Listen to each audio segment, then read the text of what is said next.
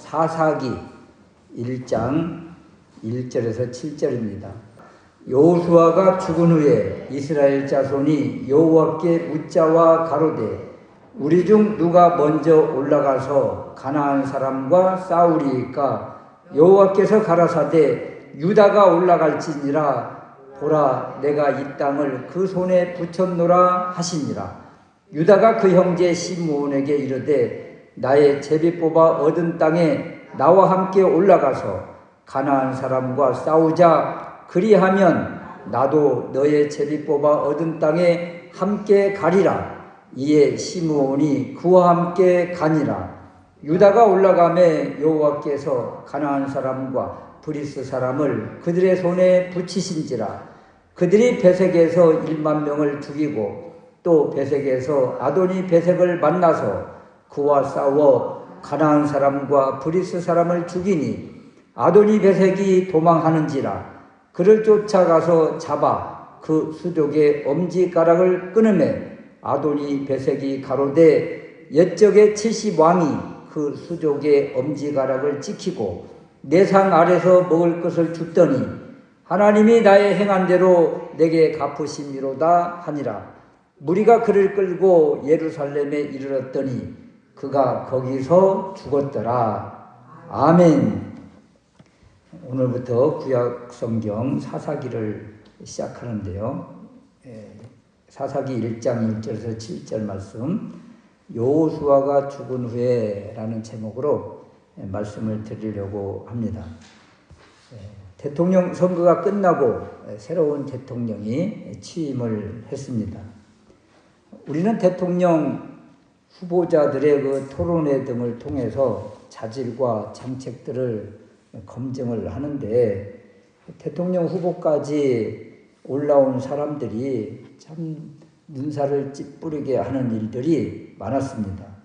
지금까지 우리가 많은 대통령들을 이렇게 겪고 또 바라보면서 이 땅에 참 바른 지도자, 정도를 걷는 또 정의를 위해서 나아가는 지도자 찾기가 이렇게 힘든가 그런 생각이 들어요.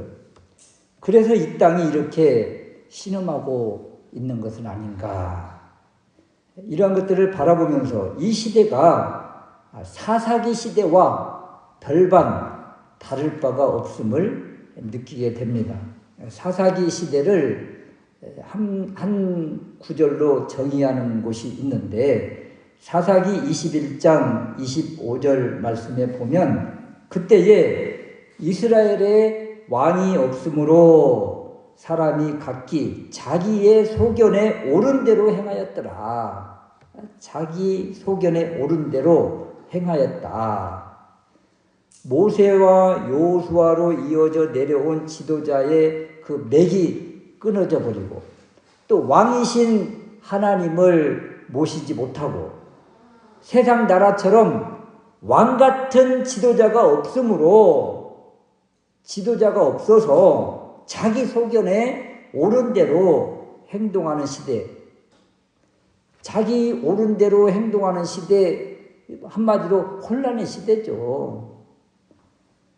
법이 없고 이끄는 사람이 없고 자기 주관적인 생각이 그냥 법인 것처럼 이렇게 살다 보니까 마찰과 대치와 갈등과 여러 가지 문제가 대두되고 말더라.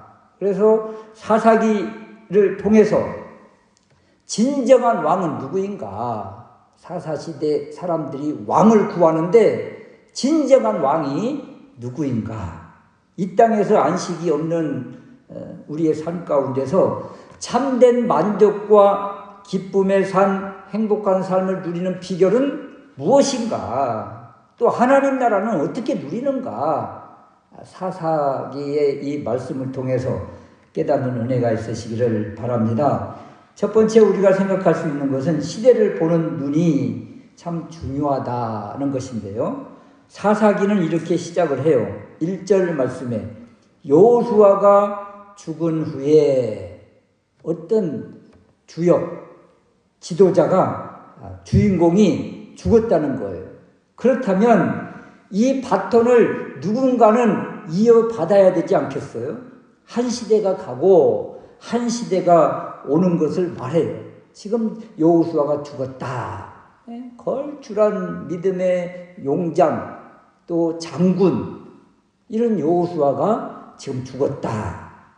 그렇다면 누가 바톤을 이어받고 또 누구에게 이 바톤을 물려주는가?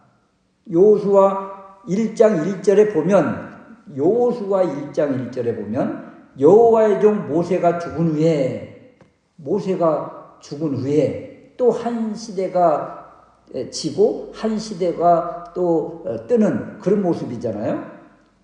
모세 어떤 사람이에요? 이스라엘 백성들이 애굽에서 고난받고 고통받을 때 하나님은 이 모세를 세워주시고, 그리고 모세를 통해서 고통받고 있는 애굽에서 이스라엘 백성들을 끌어내었잖아요.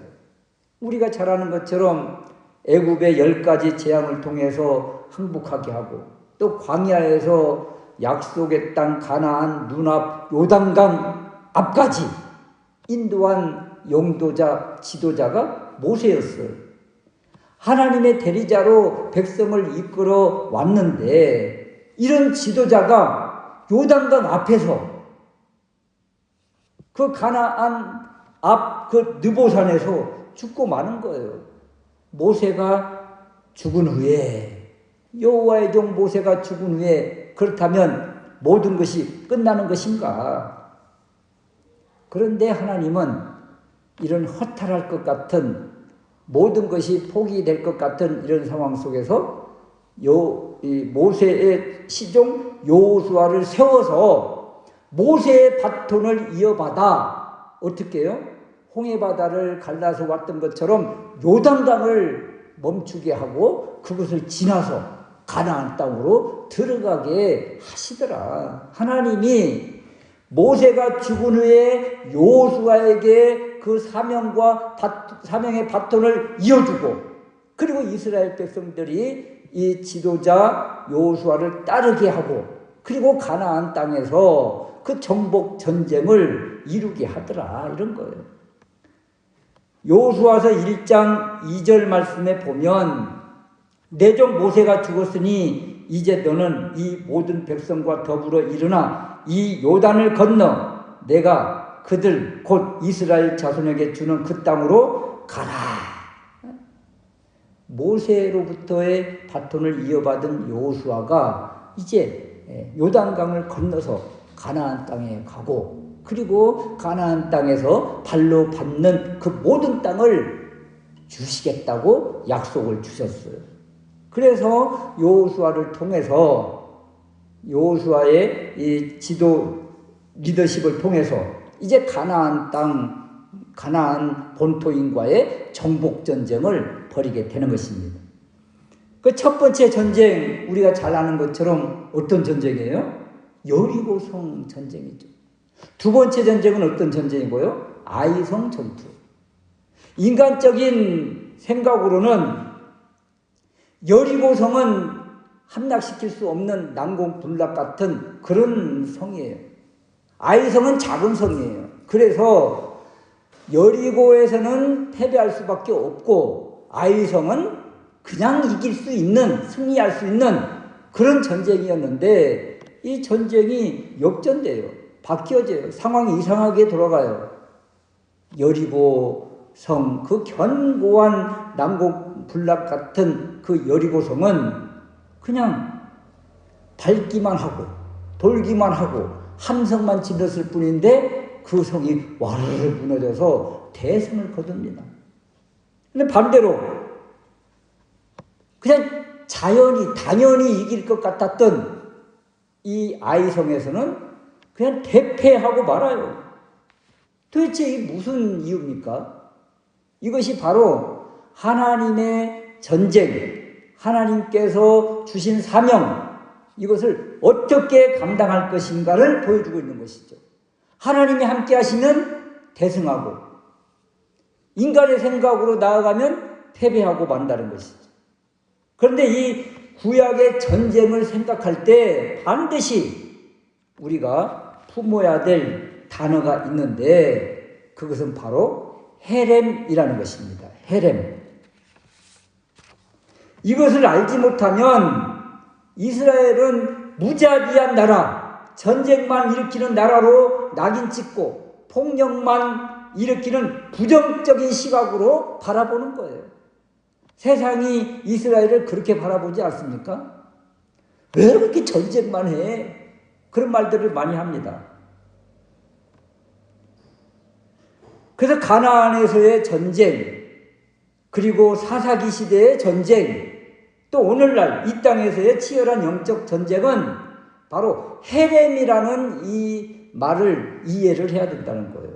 헤렘을 잘 설명해 주는 곳이 바로 여리고 성에서의 전쟁입니다. 이 전쟁에서 아간이 어떤 욕심, 탐욕을 저지르는 사건이 나와요. 여리고 전쟁은 하나님께 온전히 드리는 것으로 헤렘이라고 합니다. 그러니까 헤렘을 크게 두 가지의 의미로 해석을 하는데 바친 물건이다. 또 한편은 진멸이다. 이런 의미를 가지고 있어요. 그 여리고성에서 대성하고 아이성에서 대패한 직접적인 원인이 바로 아간이고, 이 아간이 여리고성을 온전히 하나님께 드린 헤렘이 되어야 되는데 헤렘하지 못하게 막았던 그 걸림돌이 아간이었던 거예요. 아간이 내 것 삼았잖아요. 내 것을 숨겼잖아요. 그래서 가나안 전쟁의 첫 번째 전쟁인 여리고성 전투가 온전히 하나님께 바쳐진 물건, 바쳐진 전쟁이 되어야 되는데 그러지 못했다. 누구 때문에? 아간 때문에. 그래서 이 헤렘하지 못함으로 인해서 그 다음 전쟁인 아이성에서 대패하고 만 거예요. 구약의 전쟁이 바로 이것입니다. 이스라엘은 전쟁만 하는 나라인가? 아닙니다. 하나님께 돌아오지 않고 하나님을 대적하는 이들은 진멸한다는 거예요. 이것이 뭐예요? 헤렘. 전쟁을 통해서 진멸한다는 것이죠. 그리고 그 땅을 하나님께 봉헌하는 거예요. 하나님께 바치고 하나님께 드리는 것이죠. 그래서 여호수아가 가나안 전쟁에서 중부전쟁, 남부전쟁, 북부전쟁 대승을 거두고 그 다음 바로 땅을 분배하면서 각 지파별로 나누어졌습니다. 그리고 여호수아가 죽기 직전 마지막 유언을 준 메시지가 있는데 여호수아서 24장 15절 후반절에 보면 오직 나와 내 집은 여호와를 섬기겠노라 하면서 죽어요. 그렇다면 여호수아가 죽고 여호수아가 많은 전쟁을 이끌었는데 그럼 가나안이 다 이스라엘 땅으로 하나님께 바쳐진 그런 지역이 그런 나라가 되었는가? 아니요. 아직도 많은 지역이 남아 있습니다. 그 본토에 많은 가나안 사람들, 가나안 군대가 남아 있습니다. 그렇다면 이제 이 바톤을 누가 이어받을 것인가? 누가 이 바톤을 이어받아서 하나님을 대적하는 이방 가나안 사람들을 물리치고 온전히 헤렘 하나님께 드릴 수 있겠는가? 이 사명을 지금 오늘날 우리에게도 동일하게 바톤을 지금 받기를 원하고 계시다는 거예요. 이 땅에서 세상과 사탄이 차지하고 있는 것들을 하나님께 드리는 일에 누가 나설 것인가? 사사기 시대 1장을 펼치면서 여호수아가 죽은 다음에 이 전쟁을 누가 수행할 것인가? 이 전쟁을 통해서 하나님을 대적하는 이들을 물리치고 이것들을 온전히 하나님께 드릴 사람이 누구인가? 이것을 지금 하나님은 우리에게 요청하고 계신다는 것이죠. 그 누군가 봤더니 유다가 나서고 있더라. 그 두 번째 우리가 살펴볼 수 있는 것이 하나님이 말씀하십니다. 유다가 올라갈지니라. 그래서 선택받은 유다와 지명받은 유다와 그 다음 협력하는 시므온을 통해서 오늘날 우리에게 주시는 메시지가 무엇인가? 1절 말씀에 우리 중 누가 먼저 올라가서 가나안 사람과 싸우리까?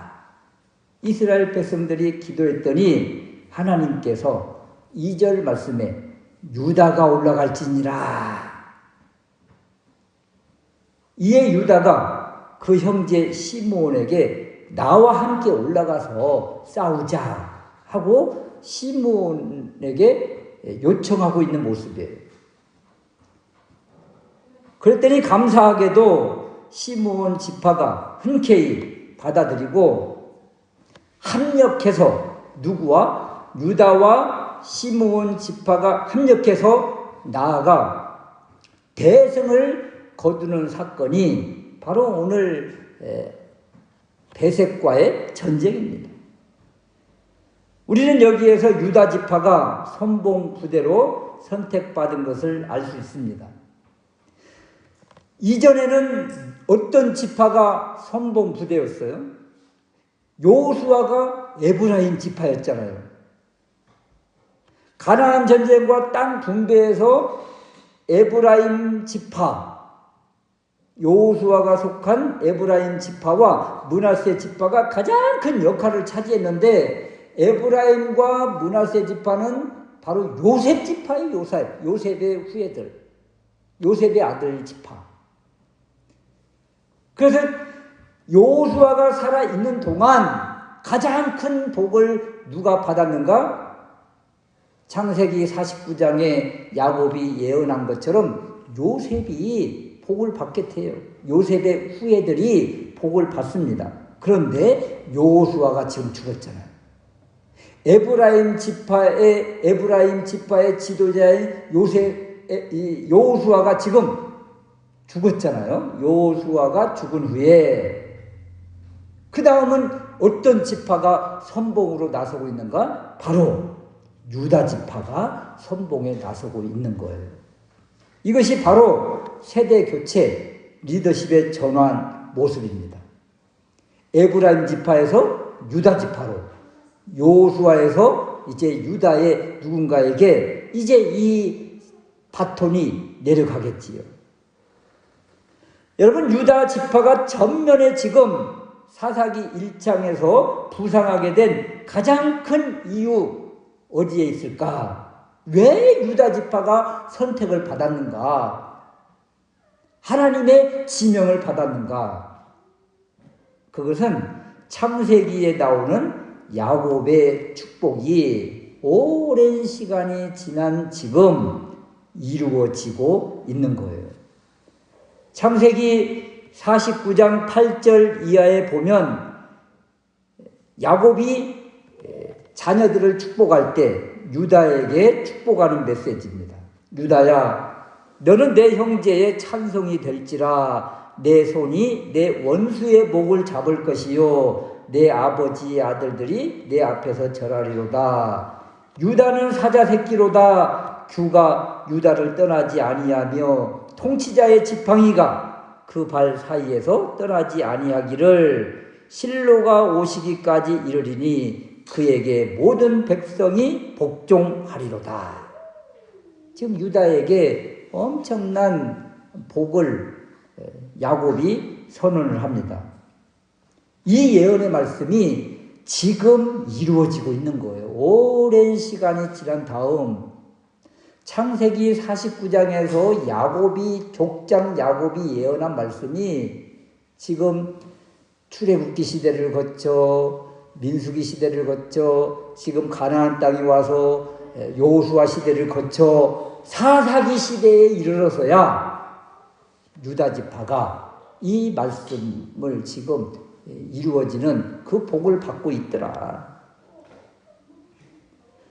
그에게 모든 백성이 복종하리로다. 여러분, 유다 지파가 나가는데 백성들이 복종하지 않는다, 대적한다. 그렇다면 어떻게 되겠다는 거예요?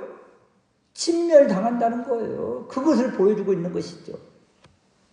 그래서 이 예언의 말씀이 지금 이루어지고 있는 것이며, 가나안에서 헤브론, 예루살렘을 유다 지파가 어떻게 차지하고 있는지를 이 사사기 시대에서 우리에게 지금 보여주고 있는 것입니다. 그런데 갑자기 유다가 시므온을 부르면서 같이 협력하자고 하는 거예요. 하나님은 유다가 올라갈지니라, 그러면 유다가 아멘 하면 될 텐데 시므온 지파에게 같이 가자고 손을 내미는 것입니다. 이 모습을 우리 유다 지파만 가면 좀 군인 수도 부족하고 하니까 우리 시므온과 같이 해서 연합 군대를 만들어 큰 군대를 가지고 나아갈까? 이런 인간적인 모습, 이런 인간적인 생각, 계획이라면 하나님이 그 전쟁에서 승리의 복을 주시겠어요? 이 불순종으로 나아간다면 하나님이 유다 네가 올라갔지니라, 그러면 다른 사람과 같이 올라가면 이것이 불순종인가? 그렇다면 만약에 불순종이라면 아이성에서의 패배처럼 승리할 수 없겠지요. 그런데 4절 말씀을 보면 유다가 올라가매 여기에 유다가 대표자이고 시므온 지파도 같이 참여를 했어요. 유다가 올라가매 여호와께서 가나안 사람과 브리스 사람을 그들의 손에 붙이신지라. 그들이 베색에서 1만 명을 죽이고 엄청난 대승을 거두고 있잖아요. 하나님이 함께 하셨고 승리를 주셨습니다. 그러므로 유다의 불순종이 아니라 시므온 지파와 같이 멍에를 매면서 앞으로 어떻게 전쟁하며 어떻게 살아야 될 것인지를 지금 보여주는 모델이에요. 사사기에서 각 지파 너희들은 어떻게 살아야 될 것인가? 유다가 보여준 모델처럼 각 지파가 연합하고 합력하고 힘을 합치는 것이 마땅하다, 이것을 보여주고 있는 거예요. 그런데 사사기 시대에 가면 이렇게 협력하지를 않아요. 각 지파들이. 다른 지파들은 다 그냥 자기들 것만 생각하면서 나아가지 않습니다. 두보라 시대도 그러했고요. 삼손 시대도 그러했고요. 사사기 시대 전체적인 이 전쟁을 볼 때 두보라 시대, 또 기드온 시대, 삼손 시대, 입다 시대 다 각자 다른 지파들은 그냥 12시에 하고 있고 그냥 전쟁에 맞닥뜨린 그 지파만 그냥 피눈물 나게 싸우는 모습을 보여줍니다. 그럼 오죽하면 입다 시대에 에브라임 지파가 12시에 하고 있다가 갑자기 이 큰 대성을 거두게 생겼으니까 늦지막히 참석하고 나서 큰 공을 가르치려고 했다가 그냥 동족상잔의 비극이 일어나는 안타까운 일들이 벌어지지 않던가요? 지금 사사시대는 어떻게 살아야 될 것인가? 걸출한 리더자, 모세 같은 사람, 여호수아 같은 사람이 없어요. 그렇다면 각 지파들이 이렇게 연합해서 한마음 한뜻이 되어 이 땅을, 그 땅을, 가나안 땅을 온전히 헤렘 하나님께 드려야 되지 않겠는가? 그런데 각자 도생, 각 지파별끼리 이렇게 나누어짐으로 인해서 결국 가나안의 공격을 받고 이방의 공격을 받고 비참한 피눈물을 흘리는 시대가 바로 사사기 시대인 거예요.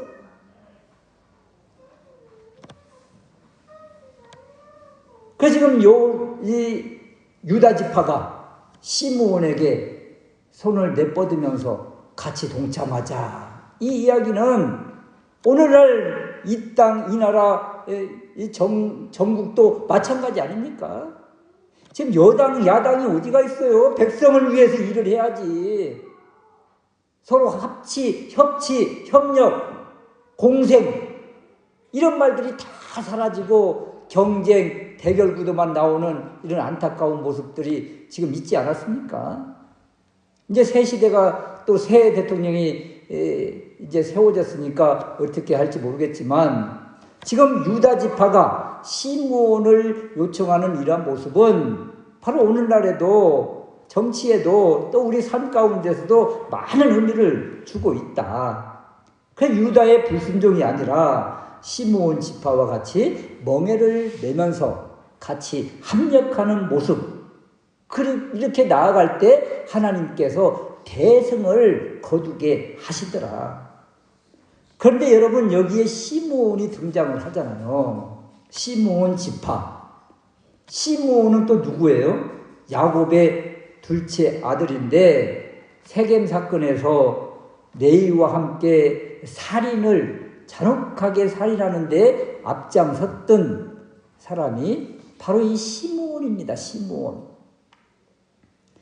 그래서 야곱이 시므온과 레위를 생각할 때마다 가슴이 아픈 거예요.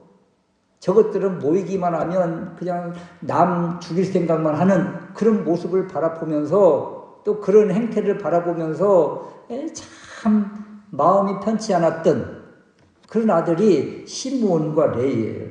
그래서 야곱이 죽기 직전 유언할 때 창세기 49장 5절 말씀에 보면 시므온과 레위는 형제요 그들의 칼은 폭력의 도구로다. 내 호나 그들의 모의에 상관하지 말지어다. 내 영광아 그들의 집회에 참여하지 말아라. 시므온과 레위가 무슨 집회를 하거나 모의를 하거나 누구를 부르거나 할 때 같이 연합하지 마. 야곱이 이런 저주를 내려요. 그들의 분노대로 사람을 죽이고 그들의 혈기대로 소의 발목 힘줄을 끊었음이로다. 그 노여움이 혹독하니 저주를 받을 것이요 분기가 맹렬하니 저주를 받을 것이다. 내가 그들을 야곱 중에서 나누며 이스라엘 중에서 흩으리로다. 여러분 야곱이 얼마나 이 시므온과 레위 때문에 가슴앓이를 했던지 마지막 눈을 감기 직전에 시므온과 레위에게 저주를 하면서 너희들은 뭉쳐 살면 안 돼. 다 흩어져서 살아. 이런 저주를 내리고 말았습니다.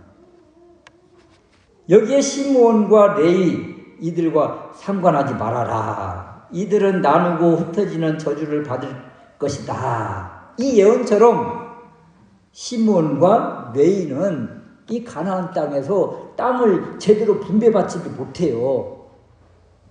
레위는 흩어져서 모세와 아론 때문에 모세와 아론의 공로로 인해서 제사장 지파가 되고 그래서 이 저주가 복이 되는 이런 복을 받게 돼요. 레위 지파는.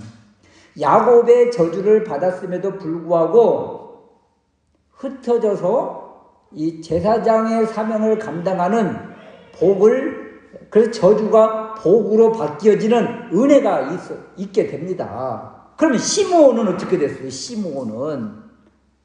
시므온은 지금까지 하나님 앞에 또는 가나안에 들어와서도 제대로 역할을 하는 부분이 나와 있지도 않고 광야에서 또 우상 숭배하는데 음행하는데 앞장서기도 했고 그리고 결국 땅을 분배받을 때 흩어지게 되고 제대로 그 시므온 지파의 땅을 받지 못하고 유다 지파 땅 안에 이렇게 흩어지게 되는 이런 모습을 보이게 됩니다. 그런데 이런 시므온을 야곱의 저주를 받고 흩어져서 지금 유다 한 지경 안에 들어와 있는 시므온을 유다 지파가 부르고 있는 거예요.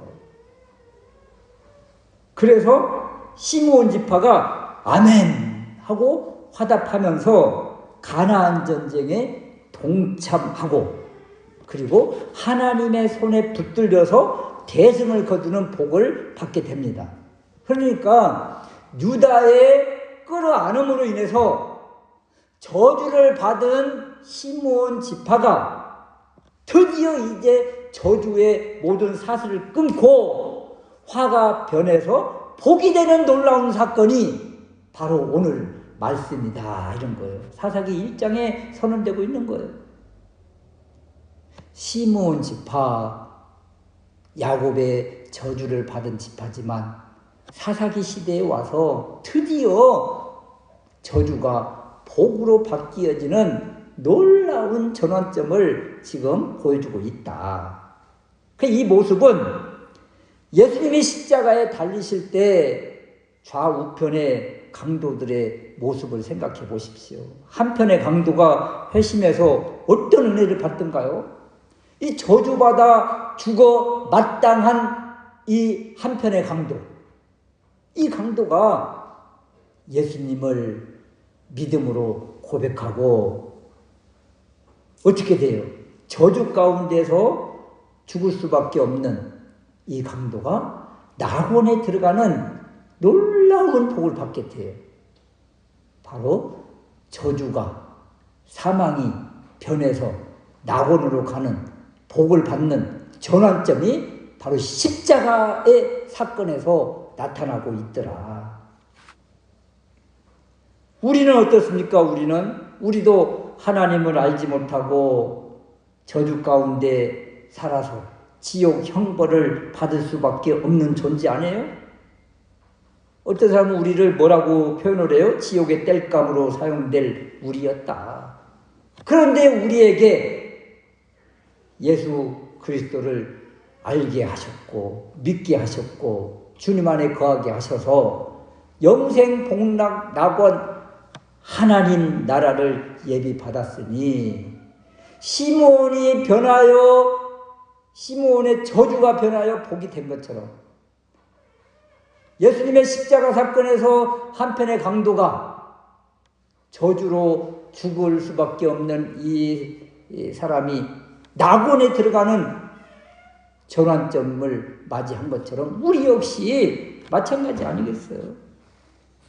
그러므로 사사기를 시작하면서 우리가 기억을 해야 됩니다.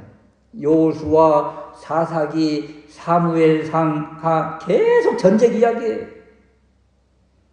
왜 무엇 때문에 전쟁을 하는가? 전쟁의 이유가 무엇인가? 싸움의 이유가 무엇인가?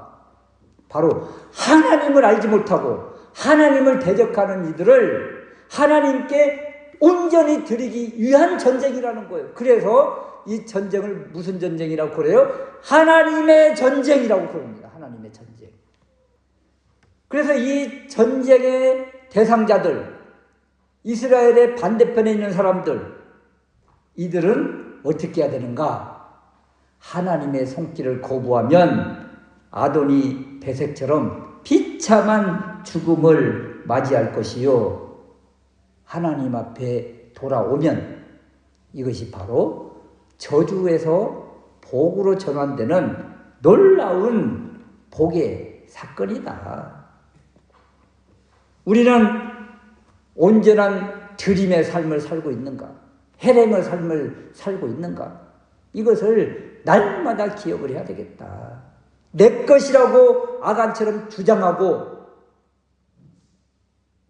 사도행전 5장에 나와 있는 아나니아와 삽비라처럼 하나님을 속이며 산다면 결국 그 저주 가운데 하나님의 진멸을 당할 수밖에 없을 것이요, 하나님께 온전히 드리는 헤렘의 삶, 그리고 우리가 살고 있는 삶의 현장을 온전히 헤렘, 하나님께 드리는 그런 삶으로 나아갈 때 저주가 변하여 복이 되는 그런 은혜가 있게 된다. 사사기 누가 진정한 왕입니까? 이런 모세와 여호수아 같은 걸출한 지도자가 없어 세상 사람들이 왕을 구하는 것처럼 그런 왕을 세워야 됩니까? 우리의 영원한 왕이신, 우리의 영원한 주인이신 주님이 계시다. 예수 그리스도만이 우리의 왕이시고 우리의 주님이시다. 이것을 분명히 고백해서 왕이신 하나님, 왕이신 주님을 높이며 사는 우리 모두가 될 수 있으시기를, 그래야 삶의 모든 영역을 하나님께 드리는 헤렘 우리가 될 수 있으시기를 주님의 이름으로 축원합니다. 아멘.